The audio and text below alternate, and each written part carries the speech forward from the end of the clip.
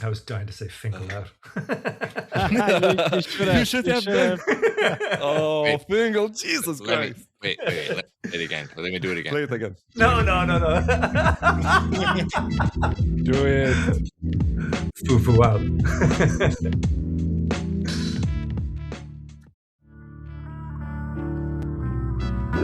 This is Ben from Common Knives, and you're listening to the High Carbon Podcast.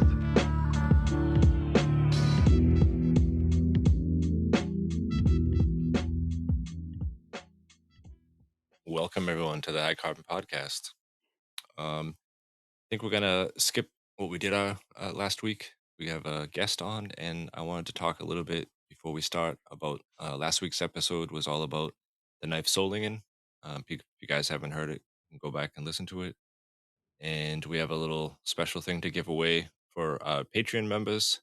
If anybody is interested in going to the knife show in Solingen, it's May 9th and 10th. We have two-day passes to give away. So any of the patron members that think they want to go, send one of us a message, and we'll put all you guys' name onto a table, and we'll pick out the winner April 2nd. So we get a couple of shows in so people can hear about it. I'll announce it again next week, and we'll pick a winner.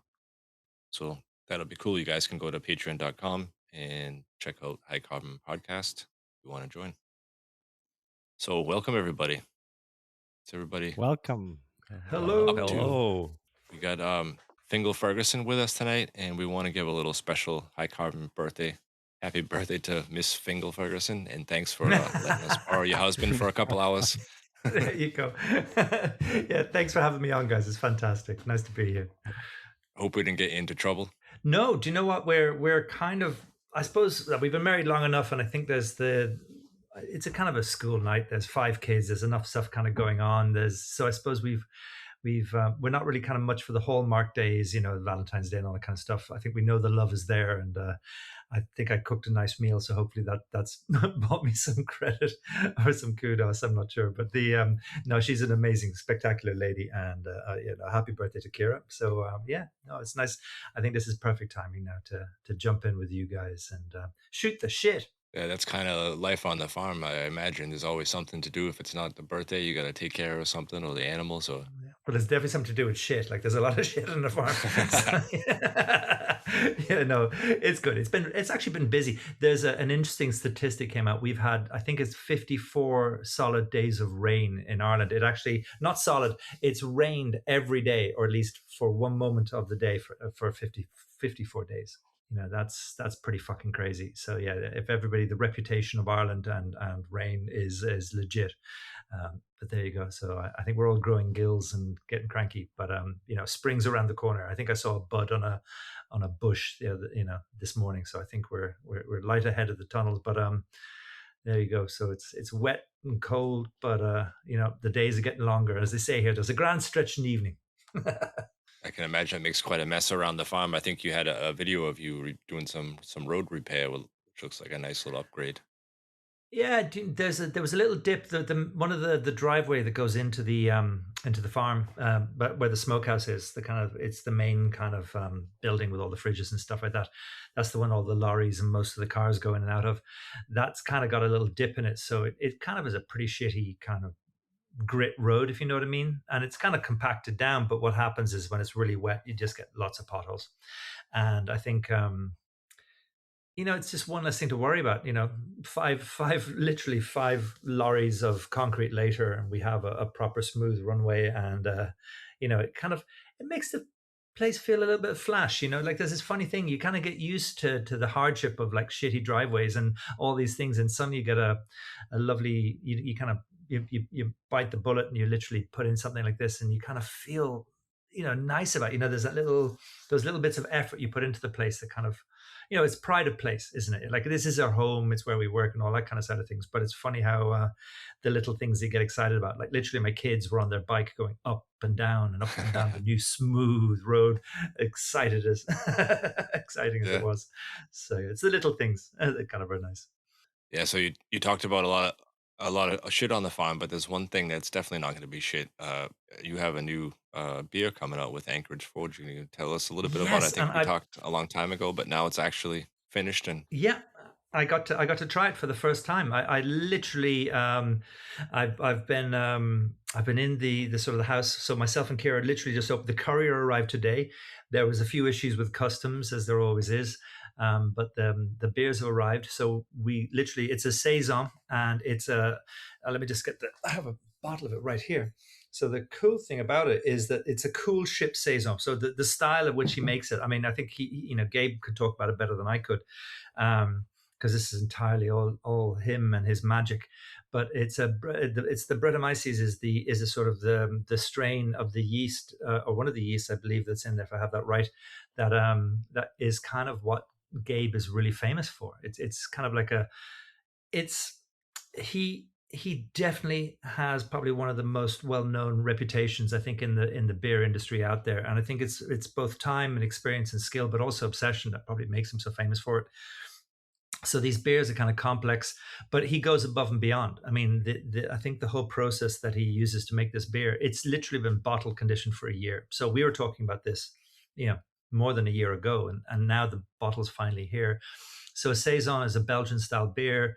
It's cool, crisp, kind of slightly carbonated, so it's bubbly on the tongue, slightly carbonated. There's kind of undertones of a sort of like I was getting almost like a lychee and a kind of a fruit light kind of thing, but you're going to get kind of grapefruity kind of type flavor then that kind of just jumps in, and it's kind of the dry but really pleasant, crisp. But it's an exciting, it's a refreshing, clean but solid beer. It feels like a complex kind of adulty kind of beer. Like a young kid isn't going to try it and kind of want to like knock back 10 of them. You're going to really enjoy it and kind of enjoy the complexities of it. So it's kind of it's a fun beer in that respect, but the story behind it is kind of magical, because the next stage now is, and just back to the Belgians, they would have used the beer to sort of, it's designed for long shelf life. So it would be one of those beers they'd always have at their fingertips, and without, that they would always have available to them to enjoy on those hot days and everything else. But it can be used to wash the cheeses, for example. So we would have, we're going to rind wash some of the Gubbeen cheese with this beer, and that will probably jump in there and kind of introduce some flavors and make it a little bit different. And then I'm hoping to kind of do something kind of fun on the charcuterie side of things, maybe a beer stick, some kind of fun little project with that. And then what we have is I'm shitting it because also one of Gabe's beautiful blades has arrived that needs to be ground, and sort of we've got a little game plan to do there. But it's always one thing to fuck up with your own blades. You can like laugh it off and start all over again. But this is a well-traveled, beautiful Gabe Fletcher, probably put a month into it kind of type blade, or maybe more than a month. And I've now got to try and do it justice. So that's the three-way split. It's the cheese, the beer, and the blade. So it's no pressure, lads. So the collaboration knife is a piece to go along with the beer, and he made the bar of steel for you, or did he forge it to shape already? Or he did his magic there, because I think that's where he has truly excelled. I think that's that Damascus style that he has absolutely made a name for himself with. He's that's all him. So I've now got to just put the tweaks on the grinding, and kind of we have but okay, the interesting thing is that the bolster, the intentions. Now this could fall, this could literally fall apart in respects to the plan and what we're invented, but the ambition is, have you ever heard of bog iron? No. So the whole idea is that in Ireland, and I was just literally talking about 54 days of rain.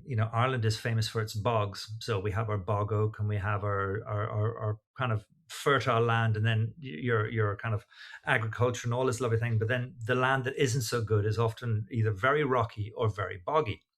So the Irish would have always cut turf, which would have kind of been dried to kind of cook, for your fireplace and to warm the house.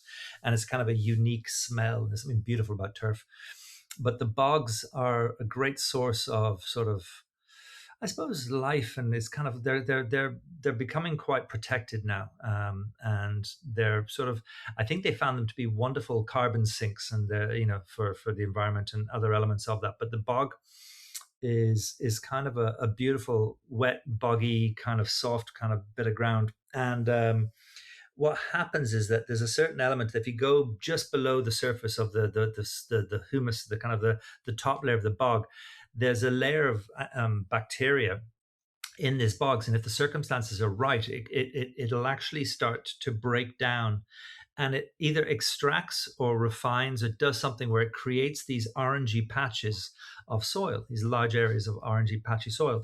And if you take that and you kind of harvest it all up, and then you can use that and you can smelt it down to create iron. And so you can literally, like they'd make tamagane in Japan, or basically you make your kind of giant flame stack and you put in your charcoal and everything else, and in goes your red soil that's got this kind of unique characteristic.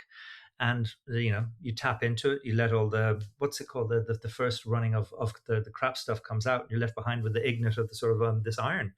So there's a wonderful couple of guys up the country, a place called Meath, I believe is where they are, and they're the Irish Bloomery guys, and you can find them on Instagram. And what they're doing is they're reviving this old tradition. So you take this iron, and you basically, just like I suppose same but different, you fold it and fold it and fold it, and we have this a couple of pieces of this beautiful bog iron, which comes out a lot like wrought iron. I mean, technically they're kind of same principles in some ways, but this beautiful story of where it comes from, and you can see the layering through it, and it's yeah. So the idea is to sort of make the bolster and the butt cap out of this this bog iron. So we're kind of taking Gabe's beautiful blade, and I'm putting this sort of ancestral traditional way, this really OG, almost back to the sort of the Iron Age sort of type way of sort of sourcing iron and putting that into the handle, and then putting it all together. So I'm kind of having fun with microbiology and fermenting with Gabe, and tapping into the roots of metallurgy and old school ironmongery and all kinds of wonderful stuff. So yeah, it's as the beautiful expression goes, it's a bad day when you don't learn something. No, I just wanted to ask, the bog iron just has like a lot of like texture and stuff in it, like Oh yeah, I mean it's probably riddled with impurities and all the wonderful things like wrought iron. You can sort of, the more you fold it, the more you kind of you kind of compact it and put the character into it. Because it is a very traditional steel in that respect. So yeah, I mean this is something that is going to have beautiful texture and character, and thanks to advice from the ever wonderful Ben Camone and Gabe, we've got a little game plan to see how it works. And again, this we won't know until we do a few experiments and trial it and see what happens. And I want to try and hollow it out to keep the weight down, because putting big lumps of iron into a knife, will definitely add some weight. So there'll be a little bit of machining and a few other. So it's I'm definitely coming at this in a different way, and I think that's the important part of collaboration, because you can definitely find yourself in a rut of doing the same thing over and over again. And by working with people and getting out of your comfort zone and trying new things, you learn and you experiment and you fail and you try again. And that's, I think, what that beautiful thing of collaboration is all about, the kind of the sharing of knowledge and the pushing your boundaries. Do you have to refine it first via forging, or? I'll send you on some pictures. I mean, the lads, if you actually go to Irish Bloomery on Instagram, you'll see them actually doing it. You'll see them sort of, basically they have a clay chimney and they add all the elements that they need into it, and they get the heat, and it takes, this is about 24 hours of work, constantly adding more and refining. And what will happen is that, yes, there is this point where out comes this rough, gnarly looking kind of lump of iron that you basically, I've seen the guys basically taking these kind of almost like wooden mallets and hammers, and on a kind of a tree stump, as opposed to, or an anvil, basically smacking it down and kind of, trying to sort of form it. And then once you have your main mass, the more times you fold it, the more you kind of clean up the voids and everything inside of it. So yeah, it is, it's probably a very familiar, once you see if you pop on Instagram and once you see the process, it'll kind of go, sure, I know what's going on. Yeah. Every culture in its own kind of beautiful way has been doing the same thing. Mm-hmm. in the old days. Cool. So, what exactly, or maybe Albert knows, what exactly would you call that type of Damascus pattern that Gabe always does? That kind of gradient pattern. Gradient pattern, yeah. Yeah. Well, it's part of it. I mean, the gradient element is a tool in the whole process, and I don't know enough about it. I think that there's a lots of elements that kind of go into it. I mean, this is probably more where you need to kind of get Gabe to come in and tell you all about it. But I think part of the beauty and the skill set that's probably been years in the working is that whole element of learning how to get the pattern so tight and yet keep it clean and have this beautiful feathering that comes from the gradient elements. But it's I literally, in talking to him, you can see how passionate he is about he has his goal before. He's not just fucking winging it. I'm sure there's an element that we all do in winging it, but there's a very strong element of sort of forethought and everything that kind of goes into it. But I love the fact he's always, each knife is kind of quite original and new, and but they follow a theme, and that's something kind of magical. But these are questions for Gabe. Yeah. Yeah, I think with the patterns Gabe makes, you have to be very systematic, I guess, because Yeah, they're so yeah. complicated, and he does a lot of planning Mhm. when it comes to his patterns, as far as I know, and drawings and sketches and stuff. So it's pretty Yeah. impressive because it's so complicated. Ever since I got the wonderful power hammer from yourself, Albert, that I've been having fun. I was making some feather Damascus, and I've been really enjoying the sort of the whole Damascus process. And then thanks to you, Keith, there's a bigger forge on the way, and so like I can see how this becomes almost consuming, because if you base the whole thing on constantly adding another step in the evolution of the process, it's fascinating. But I think that I've been having this thought with myself. Part of me is very much kind of enjoying the challenges of the Damascus, but I'm still very much caught up in what a phase of sort of loving the kind of Sanmai Gomai, the laminations, having an apex or a 52-100 kind of core, and having something beautiful on the sides of that. I feel like this it's probably where I am sort of baby stepping up into Damascus, because I feel it's so consuming. But what I've kind of got my head around are very much enjoying laminations, and it's the best way of still learning and kind of getting your head around Damascus, but knowing your core material and your edge and everything like that is brilliant. Like you've got the comfort in that, and I think that's this kind of how I'm kind of teaching myself and learning at the moment is this kind of whole process of kind of just trying and failing and kind of laying them up.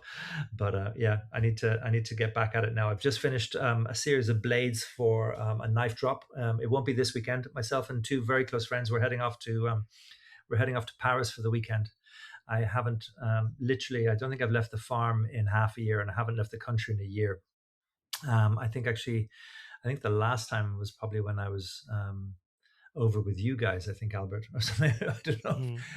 So it's I'm very much enjoying the chance to kind of get away, because the funny thing, if you get into a rut of being at home and constantly and you forget how big and beautiful the world is, and you kind of come home with experiences, and you try cooking different foods, you kind of revive. There's a little bit of a pep in the step, and so I've got a little fun weekend of misbehaving. I've been off the booze for January and February, so literally this is the first time beer has passed my lips tonight. So I'm kind of sneaking ahead of the end of the month. But two of my very close friends who are very heavy drinkers are literally about to lead me astray. I'm going to have probably one of the worst fucking hangovers of my life on day one.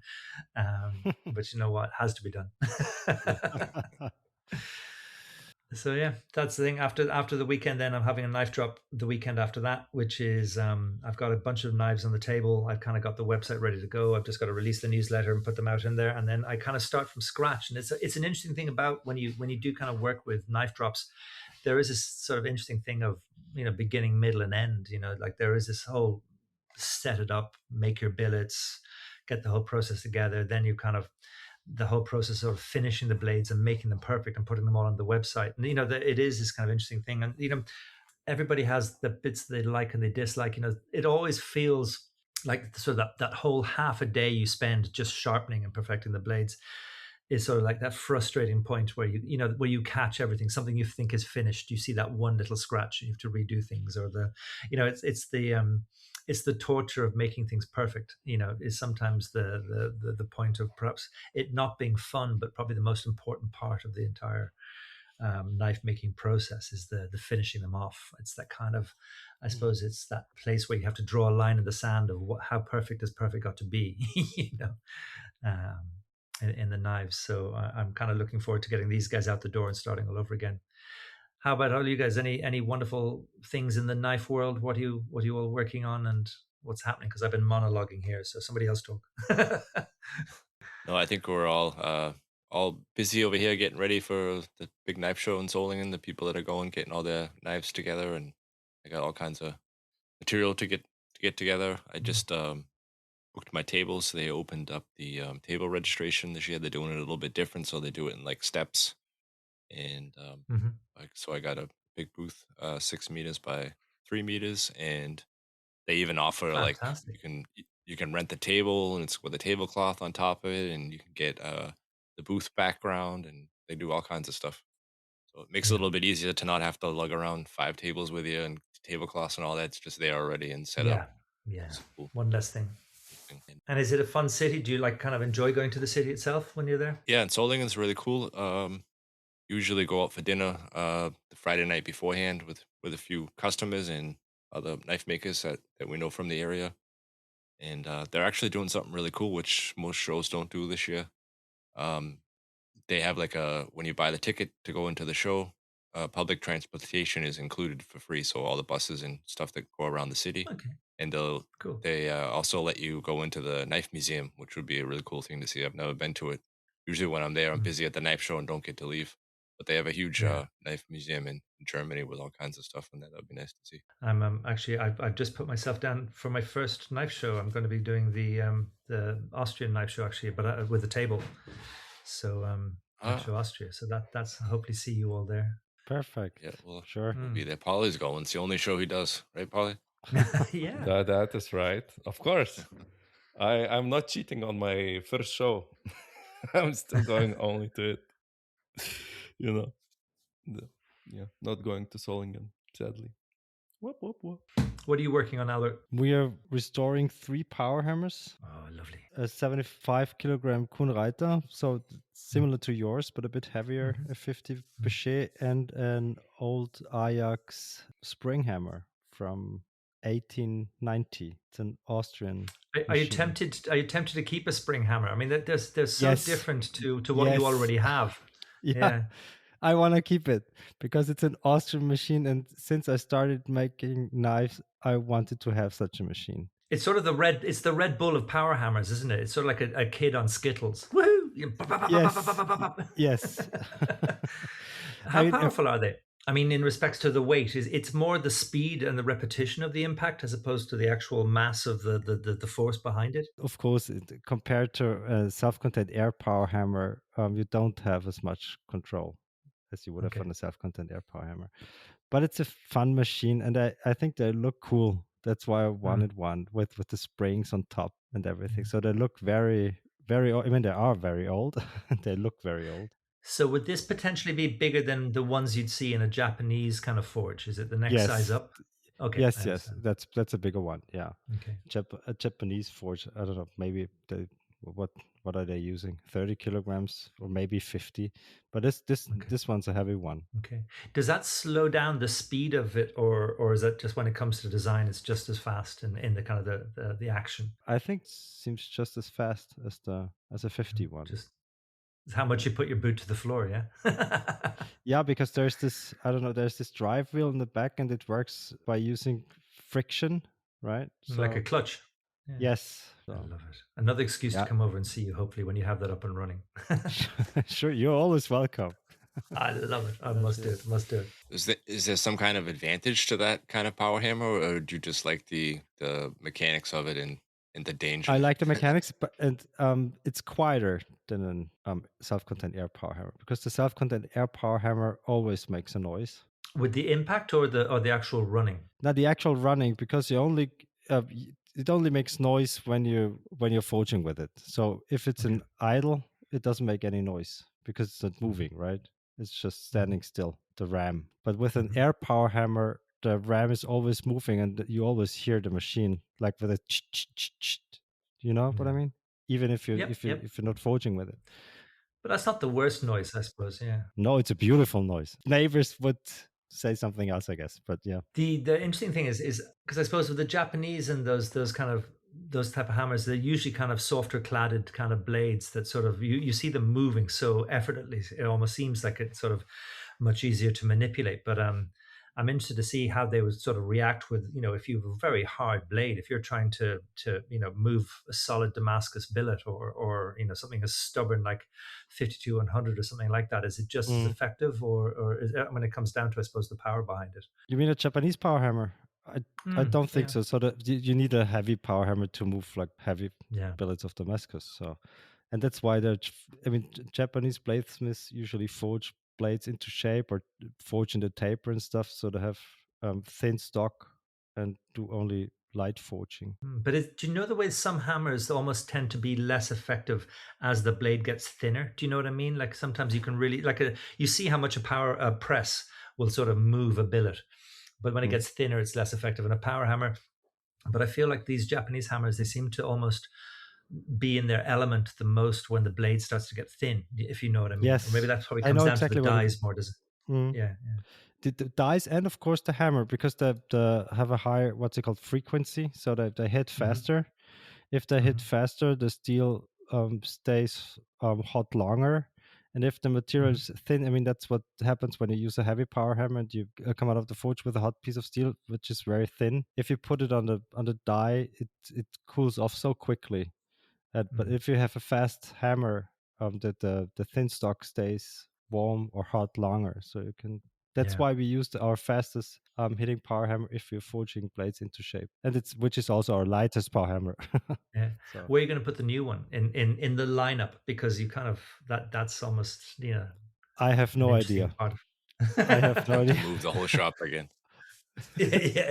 Yeah, because we only have 5 foundations, and if we want to set up 6 power hammers, that's an issue. So, and we can't build a 6th foundation because there's no room left. We don't know. But is there enough? You can sort of do the Japanese, cut a hole in the ground and you stand into it.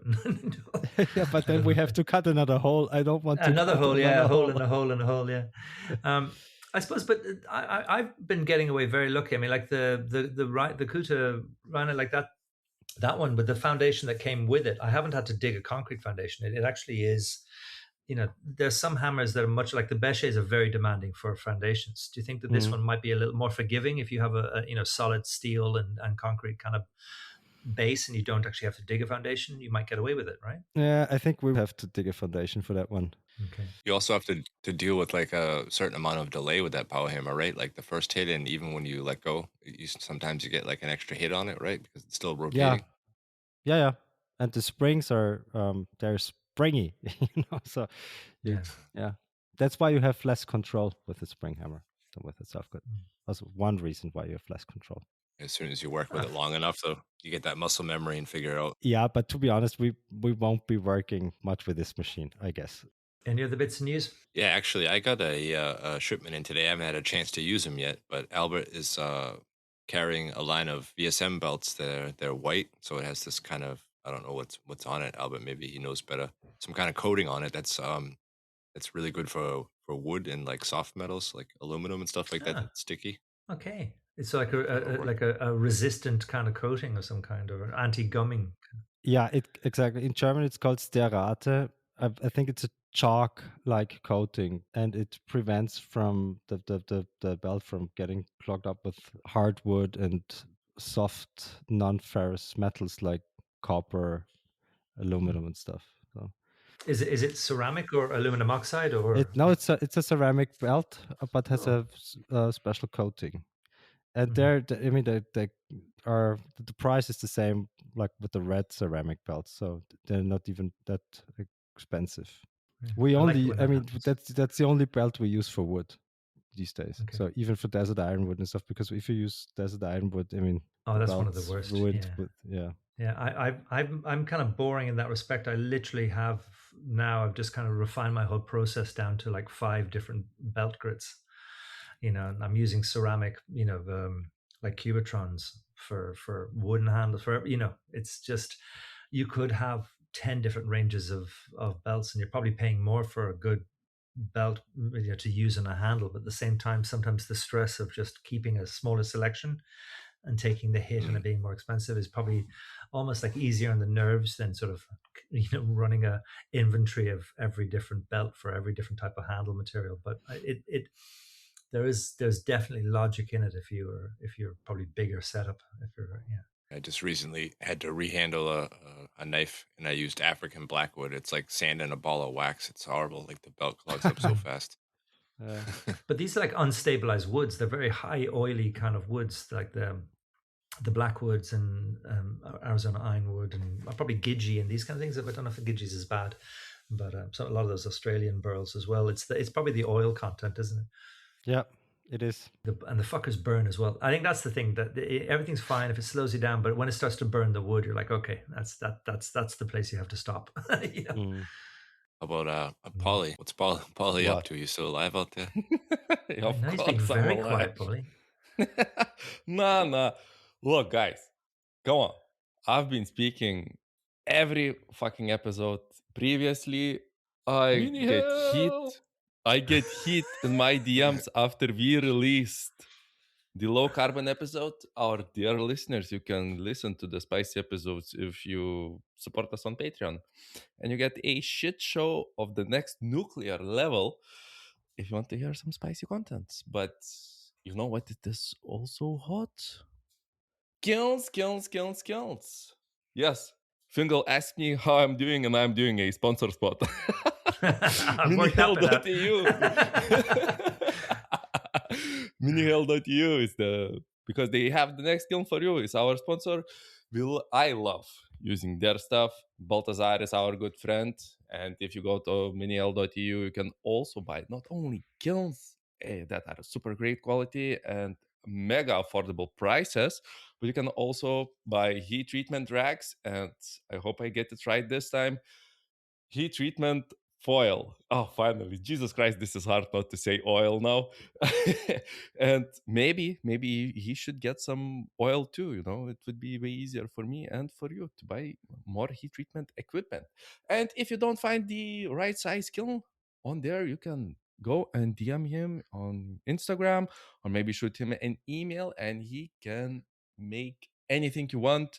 Not really anything, within reason, of course, but any size of heat treatment kiln, maybe something for tempering, maybe something in what you want to bake your Cerakote or whatever, or maybe pizza. I don't know. You just go and talk to him and you will work out a great deal. And remember to use Carbon 5 at checkout to save at least 5%. And now, back to the show. Albert, did you order the big oven yet from him? No. What are you waiting for? We have to sell 3 power hammers before we can afford another. By the time you get rid of those, there'll be 3 more that you found somewhere. Probably. I've just paid for the solar on an entire shed's worth of solar for the farm. And do you know there's something good about being broke? It gets you off your ass to kind of work a little bit harder, if you know what I mean. Like I was sitting on money to kind of pay for the solar, and now it's all gone. I'm like, fuck it, I better get working. There's a little extra kind of, push a little bit harder when I grind. Yeah. So I suppose actually one of the questions that kind of just came up there, Paulie, was like, how's everyone between using foil and using sort of sprays and the sort of the paints and stuff like that when it comes to heat treating? I mean, has anybody? I've kind of almost gone over to sort of using the spray-ons and the sort of the paints before, for stainless steel blades, especially. I kind of put the sprays on. I mean, do you guys have preferences? I mean, I feel like foil does a little bit of a better job, but you know what? You really can get the job done. The speed of just spraying and painting blades before heat treating is just sort of easier. And also, I hate cutting myself with foil. I mean, it really depends. When I did a bigger batch of very big blades, 43 centimeters long, I guess, that were stainless, I used a coating That would be way easier than making very big envelopes. But because in my case, all of my work is standardized, so I use standard sizing envelopes, so it's easy to pre-cut them. And I kind of found out that for the coatings, and I mainly work just with stainless, so take it with a grain of salt. I found that using bags and envelopes, it is way more easier and secure. I don't have to worry if any small particle of dust lands there and it maybe starts burning inside of the oven, makes a small hole, and how will be the surface finish of that place. And yeah, it's just for me way more consistent to get an even finish, because my flats on my blades are not ground, they are sandblasted, and if you have some deep discoloration, it can still show at a particular light, because the sandblasting that I do is a little bit shiny. So I tend to go with the foil bags for my standard models. But yeah, I've tried the Scalex, which I love. It's so nice to just It's good, just take it and spray on. It's It so doesn't easy, smell so as much convenient. either. The Scalex Yeah. isn't as bad. I get headaches from the green stuff. Definitely. Condor-Sol, yeah. Condor-Sol, yeah. Condor-Sol, if I even smell that shit, I feel like I'm waking up with a hangover the next day. But it works. One recommendation for everybody who is using Scalex: just have a ventilated area where you use it. Definitely, because I did that mistake. I had fresh air, and I think I was even wearing my respirator, for a lot of it as well. And that's got the it's a vapor. It's the fancy one, not just the dust one. But I think I was doing it for for half a day, so I think that was enough to kind of still breathe it in. But dirty shit, but you know what? They get the job done. Oh yeah, and it is way easier to apply, because with the Condor-Sol stuff, it's. I got one of those very cheap kind of plasticky attach onto your air compressor gun kind of type spray airbrush kind of container. Yeah, an airbrush. Yeah, I got a big one, off Amazon kind of type thing, and I put the cortisol into that, and it kind of worked perfectly. Yeah, I don't know. My area is not that well ventilated, so I would have to do it outside. Then again, I'm very worried about the contamination. In my case, at least and I just want the peace of mind. And when you hang them to dry, I mean, you have to have a place where you want to dry them. You have to. Speaking of contamination, I have pigeons who shit on mine, so I've got pigeons all over the fucking shed. The bastards. Tell me about it. I know. Yeah.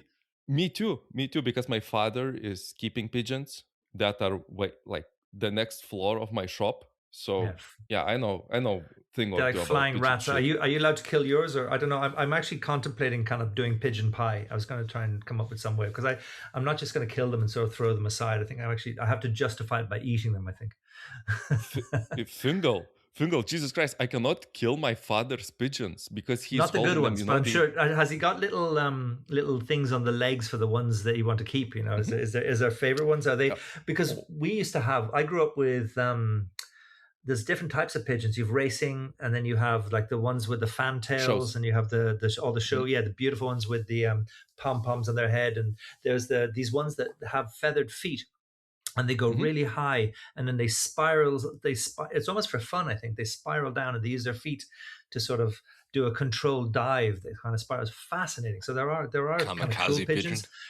Yeah, fucking kamikaze pigeons. But I don't know if they taste as good as the fucking. These are the typical cheap, not cheap, common pigeons. Yeah. He wants to keep all of them. I mean, he hates the outside, like the cat that is in our farm, because the cat gets into, it's just free food, and he just loves his pigeons. So if I kill them, I mean, I'm not here then for another podcast ever. I don't want to die. You might have to find another workshop. Yeah. Yeah. Well, I mean, if I am alive. Yeah, okay. He really likes his pigeons then. Yeah. Oh, me. I mean, it's been his hobby for the last, I don't know, like 20 years. I guess, something like that. Does he race them, or just are they pets? If you know what I mean. Just for him, just pets. He has some of them that don't fly at all, so they are kind of show pigeons. That's good for the cat. Yeah, that's very good for the cat. Now, of course, when he goes onto vacation, I have to keep them fed and etc. etc. But it's really nice to look at. The like you mentioned, the feathers on their legs. They look like with fancy pants. Pretty funny to watch. But the pigeon shit, Jesus Christ! I mean, yeah. Yeah. We're back talking shit again, lads. What is it? I show up and we just our conversation goes to shit. And this is not even low carbon episode, so yeah. I was just gonna say, where does Polly fall on the love scale? Is it pigeons first and then Polly, or from your dad? Oh, I think in first place it is mini hell, because it's the thing that parents love more than me. Then it's my mother, then it's pigeons, and then it's me. Hopefully, before my sister. And he had to share half of his pigeon shop. Yeah. No, it's above. It's the second floor, so it's fine. It's fine. I don't know. Yeah, maybe we should talk about it with him, but if he doesn't want, he doesn't speak about it. Keith, don't worry about my relationship with my father, please. I'm just curious. I mean, I was listening to to Fingal talk about food, and he's like so poetic about all the tastes and everything. And then Polly talks about his potatoes. And that's all we hear is 15 different kinds of potatoes and how to cook them. Amen. Hey, yo, the bazungas are good. Dzūkiška banda, I love it. I mean, it's great. Hey, yo, Fingal, you should also love your potatoes, right? Damn right, man. Damn straight. Absolutely. Oh my God. Yeah, on a pedestal. Do you have a favorite meal from potatoes? Oh, that's a tough call. Sometimes you just can't beat. It's one of the simplest things. Do you know? There's always that point where you have to feed everybody, and you kind of panic, and there's only so much time. I kind of cut a potato into small little cubes, throw them into a pan with a large amount of olive oil, and then just sort of put a little cover over it to like let them slightly sweat and kind of cook in the oil at the same time, just for a minute or two. And then I just basically kind of crisp them up and do a little kind of like, you can do it in an oven, but I prefer doing it on the hob. And just a little crispy. But if you get the right potatoes, it's fantastic. And then just come at it later on with garlic and rosemary and everything else. I think that's just, there's something about that little bit of crunch that is just the magic. I mean, if mashed potatoes on one equation, soft, creamy, rich, buttery, luxurious kind of like potatoes. And on the other side, it's crispy, crunchy, your head rattles. Like it's a vegetable that can provide both sides of the equation, but it's a carrier for butter. So I think that's why the Irish like potatoes so much, is because, it's a tool to get butter into your body. I mean, talking about the crunch and the softness, like yesterday I had the best pieces of potatoes, because I've been craving for potatoes for like, I don't know, 3-4 days. I mean, these were like peeled, boiled potatoes, softly boiled, and then they were cooked in a pan with they are outside, they are crusty.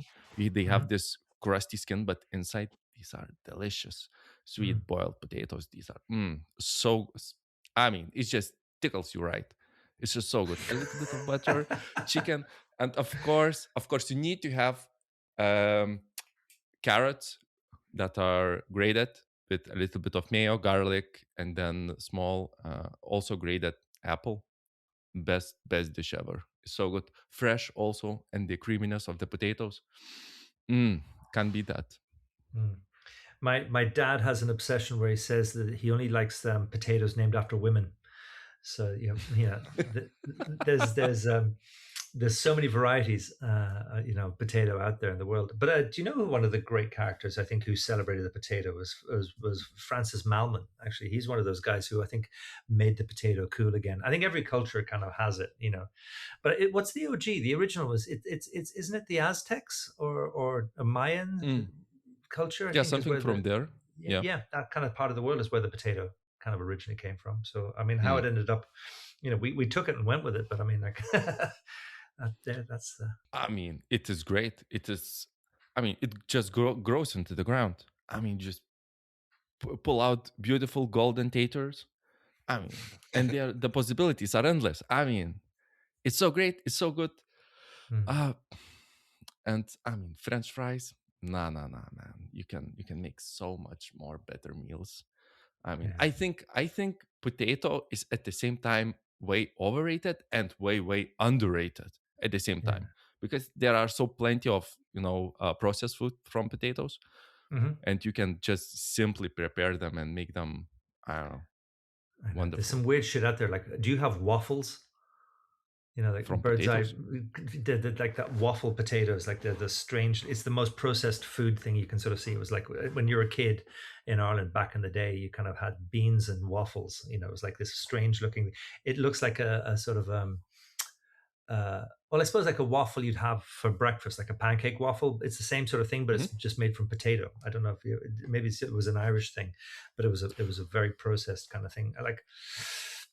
I mean, we made a super ghetto version maybe of that, because if you grate your potatoes very finely, like you would with like a carrot, you can then yeah, and you can just bake them in a pan and have this huge pancake of kind of semi-cooked, crusty potatoes, which is good. Also, I have a small perversion here with the potatoes, because early in my teens I tried a crazy thing, but I mean, it sounds so wrong now I'm hyping it up.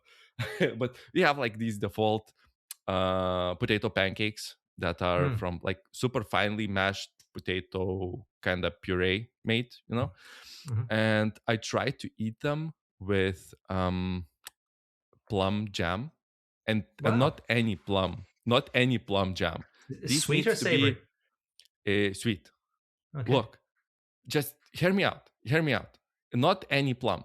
It needs to be a very specific kind of plums. There are some small yellow ones that are a little bit sour, but the jam itself is kind of sweet and sour, and it goes so well together with the fatty, salty pancake that I cannot eat it any other way.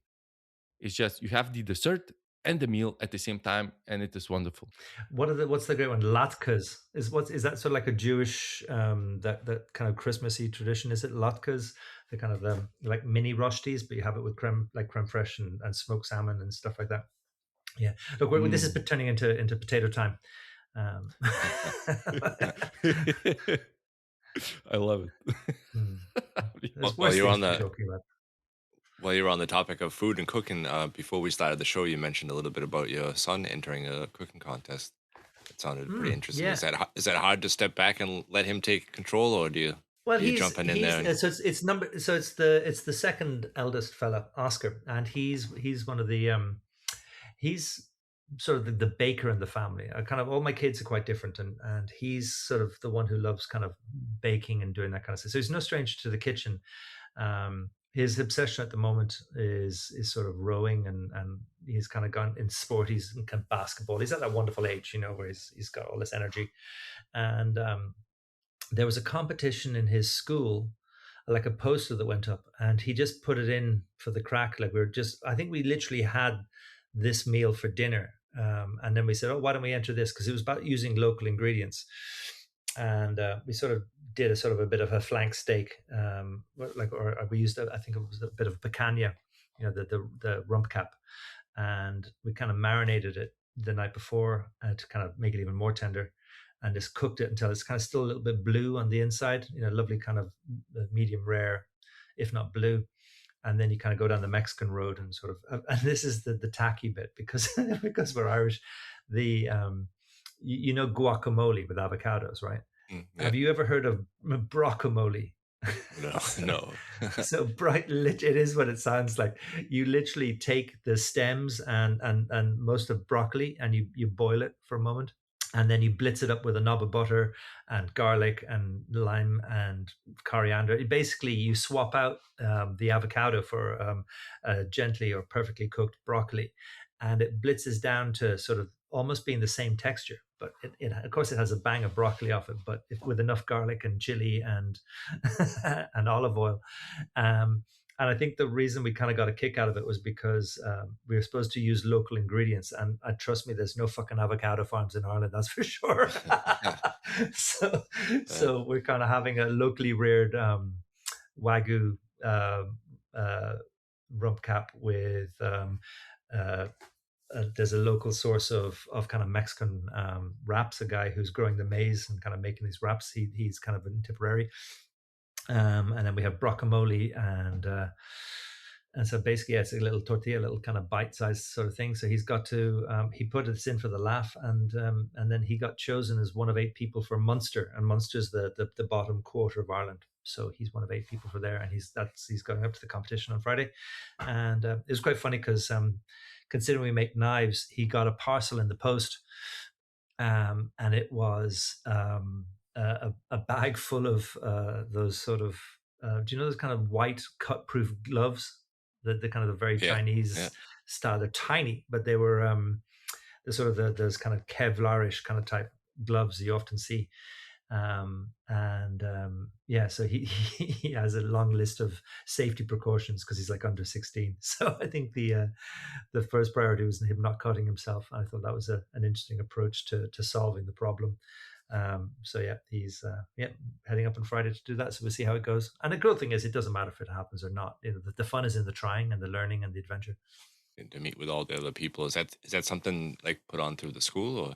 It's in a university. That's the central place. So it's kind of like a regional competition for the entire country that's being done through the secondary schools. So we have in Ireland primary schools, secondary schools. It's kind of the same as an American high school.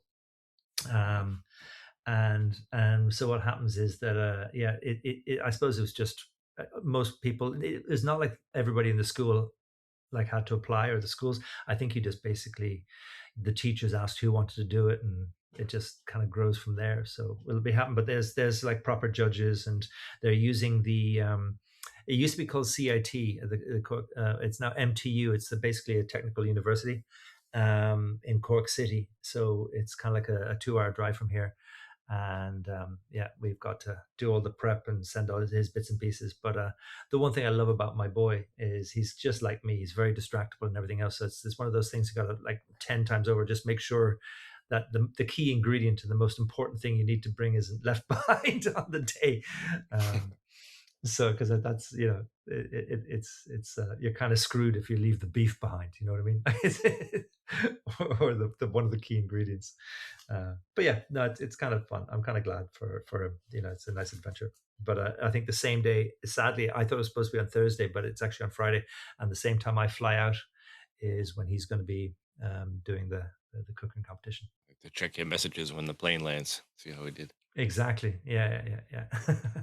So you guys do some cooking together. Has he ever been into the shop and tried to make a knife with you? Do you know my he's actually made they've all kind of made a couple of knives. I think when they were younger, we used to get a kick out of making like wooden swords, you know, so we'd kind of like shape planks of wood into blades and then have a bit of fun with the hilt and the sort of a butt cap and stuff like that. And then I think it was 2 Christmases ago, I kind of made knives with everybody. I didn't do it this Christmas with them. But my eldest has become obsessed at the moment. He started in 4th year in school. It's called transition year. It's kind of like a gap year between sort of the younger years and before you start into your kind of final exams and the kind of when you have to put your head down.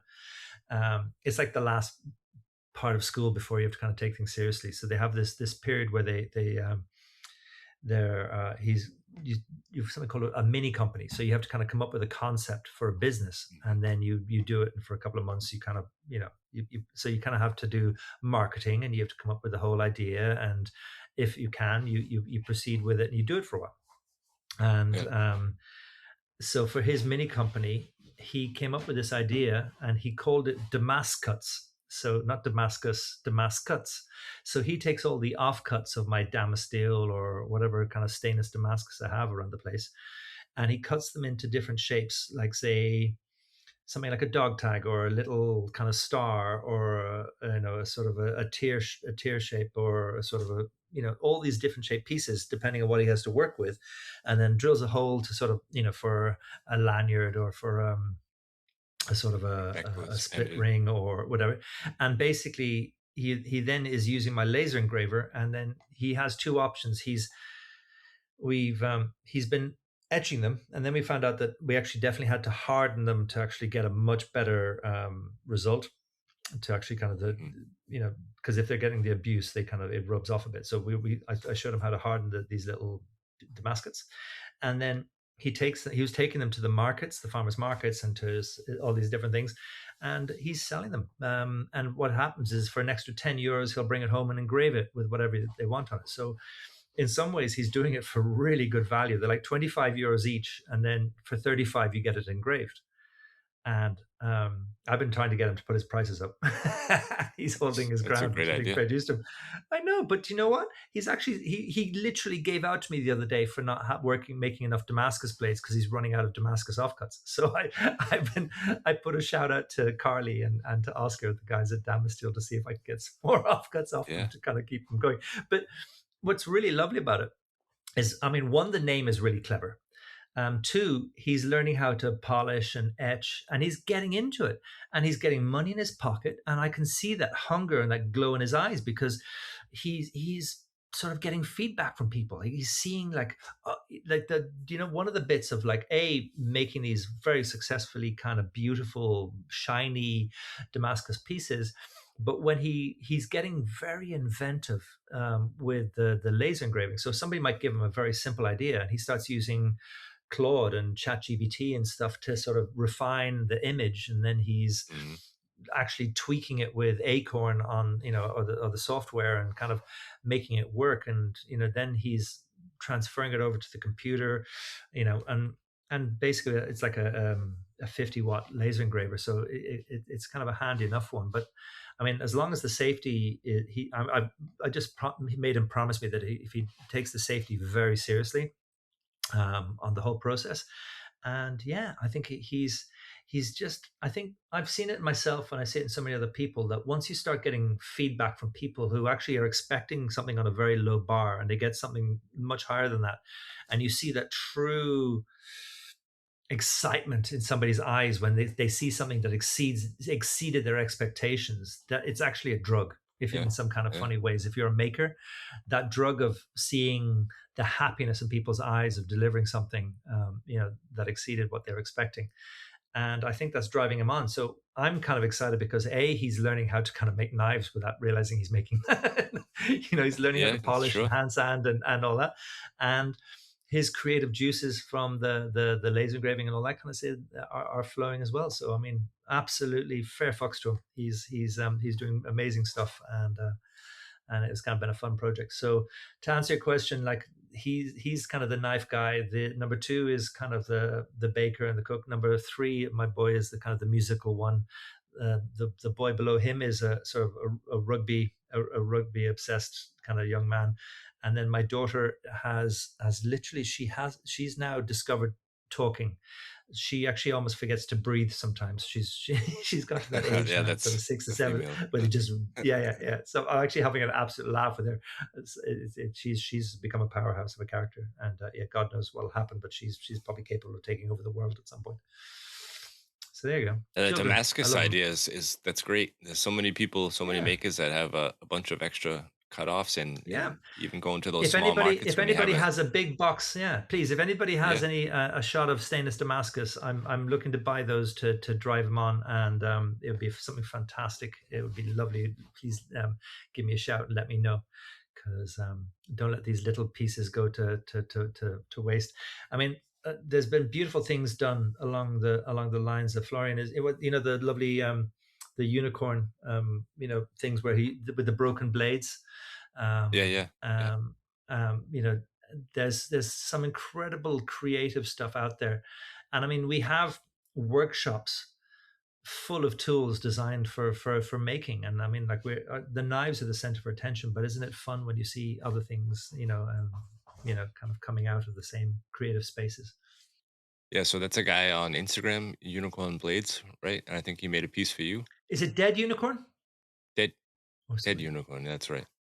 Yeah, he's brilliant. Met him at Knife Show Austria, and I sent a couple of blades his way, and there's a few other characters I've known who've been upcycling kind of blades. But who was it? I heard once of it was like the chandelier of shame or something like that, or probably is whenever there was somebody who was making a chandelier from all their broken and damaged blades, and it's sort of like what would you'd almost probably want to hide actually became a centerpiece in the end. It was sort of like a beautiful collection of the could have beens. I like that. Nice. I was gonna say I can throw in a bunch of Damascus pieces for you, but you specifically looking for stainless, right? I think so, because considering that they're becoming like sort of dog tag, like literally the tag around a dog's neck, not the sort of army one, or they're becoming keychain fobs and stuff like that. I suppose you could definitely treat them with gator skin or different things like that, but I think it's probably safer to kind of stay down the stainless road. But yeah, he's still got enough steel to go, but I think it's he's on his last few pieces now. I'm sure Kylie will take care of you. I hope so. She's an amazing lady. They're wonderful at Damasteel. Actually, and their new pattern is out as well. I love the if you can the pronounce it mythological names. Yes, the mythological. My son, one of my boys is obsessed with what's the word I'm looking for? Myths and legends. And I mean, the Irish kind of fantastically obsessed about myths and legends, but the I think in Scandinavia, very hard to pronounce, but beautiful stories. But yeah, I think this is definitely a nice pattern, the new one. It sounds like a chance for Polly to tell us one of his crazy myths and legends from Lithuania. I'm sure you got one for us. About what? Anything. Yeah, we had an episode where you started telling us all about Lithuania, and you guys got some pagan traditions with crazy. You didn't have dragons, but did you have like worms or sort of creatures of kind of giants or anything kind of like that? I don't remember. I mean, we had some gruesome tales. I mean, there were some scenes where people were hacked to death with scythes, if you call it that correctly. I cannot pronounce it, but you know what I'm talking about. A scythe for like cutting grass and wheat. Yeah. Sickle, not a sickle, like the big kind of thing. Yeah, but I mean, we just had the festivity of Užgavėnės, where we basically we shoo away the winter, and it's an interesting pagan tradition. There is basically a huge woman built from hay, which name is Moria. I think I told you about this. We eat pancakes on this kind of day, any kind of pancakes. We dance around the fire, and of course in the center of the fire is the woman who is representing the winter, and we are burning the woman, dancing around. And of course we need to dress as devils. In the past we used to dress as other minorities. But we won't go there today. But now we are dressing as devils. Thank God the majority of knife makers are men, huh?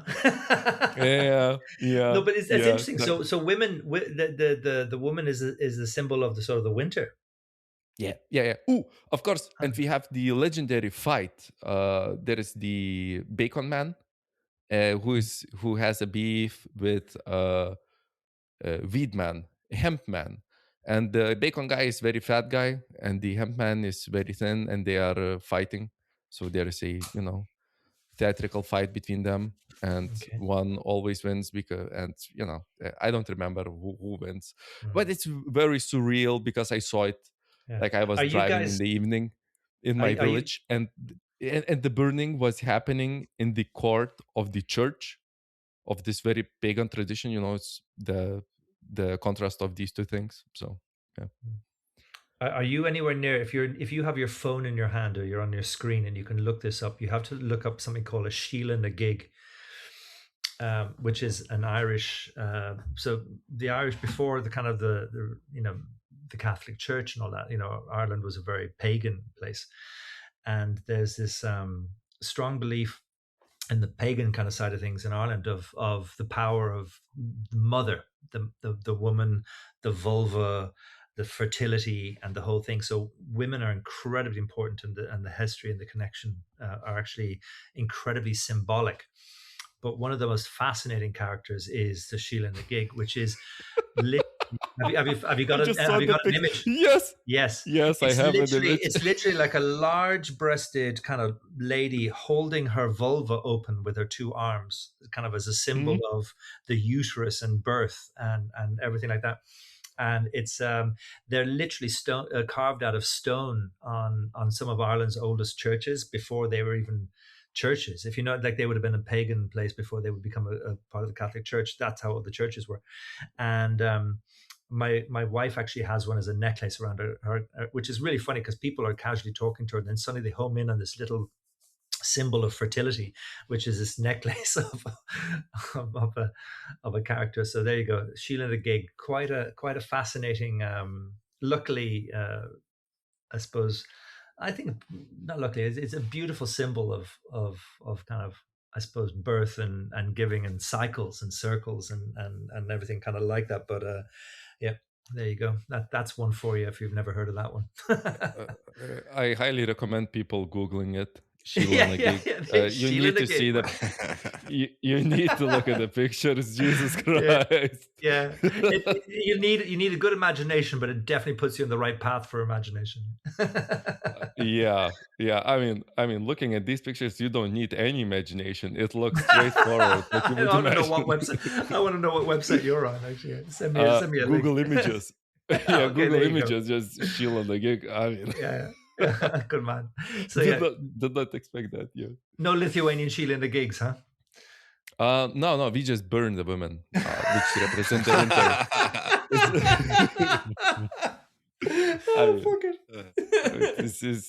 It's way simpler here, you know. It's all about death. It's actually all while eating there potatoes. Are no festivities. Nah, pancakes, no potatoes. It's the middle of the winter. Oh, it's the end of the winter. You know, yeah. We have other festivities where don't get me started again about the potatoes, but the first harvest of the potatoes, mamma mia, best potatoes you have all year. But yeah, no Sheila and the Gigs. No. We are way too, I guess, stuck up to have such profanities. Yeah, bring on the pagans. Pagans always good for a bit of profanity. I love it. Yeah. I think you should work the potatoes into your display at Knife Show Austria. Maybe laser engrave your logo on them, and each customer gets a potato or something. Nah, don't get started. They will.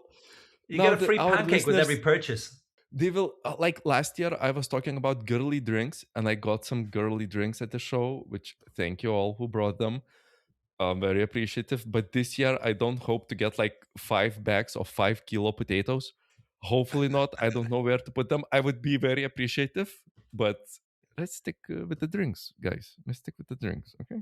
Gotta cross all those borders with your car full of potatoes. They'll be checking you out. And at Lithuanian border, they would ask me, from where are you going? Are you going from Belarus? Because they love their potatoes too, you know? No, I'm from Austria. They would never believe me.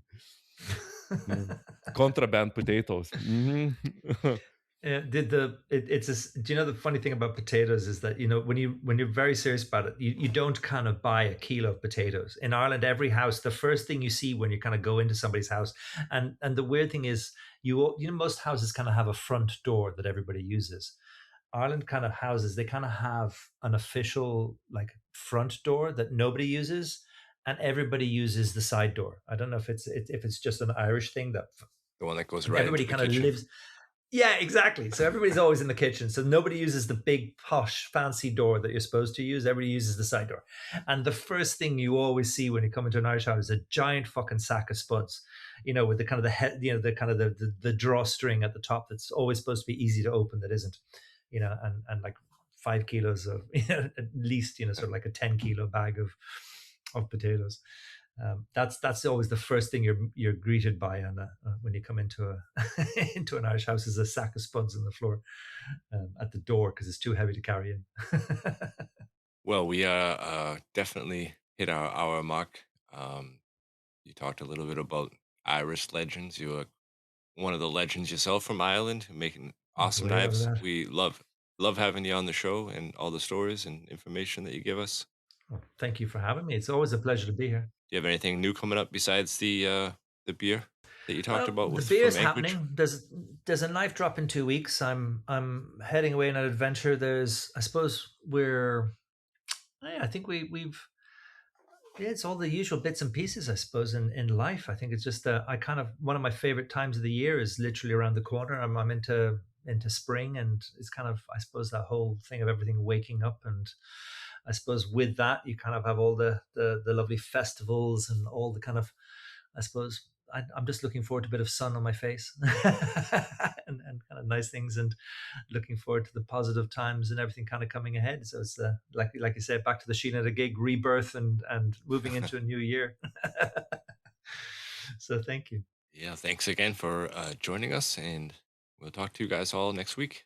Yeah, Bye thank. for now. Oh, by the way, wait! I forgot. I almost forgot. Dear listeners, last show we talked about the hot takes that you sent in. These were very good. We enjoyed them very much. Just because we are recording this before that show airs, we did not get any, or our CTA did not get out. Please send in, and don't send in any potatoes, any weak hot takes, any just hot takes, any lukewarm hot takes. Just send in the thermonuclear ones. I will present them as my own, as I did in the last show that you already heard as we are recording. And send in a funny reel to Balto Blades also. Thank you so much. Yeah. The hot take That taker. was it. Yeah. Love them. People have they have some fire takes. Yeah. And they can be about anything. Yeah, please. They send in the hot takes. Paulie will read them out to us, and he has to defend them like it's his hot take, and he has to agree with it. Oh yeah, that set him up. yeah. Set me up. I'm not afraid. I will fight for you. And these are anonymous. Nobody will know that these will come from me. These will be mine. So there's a lot of angry women out there dying to send some hot takes your way.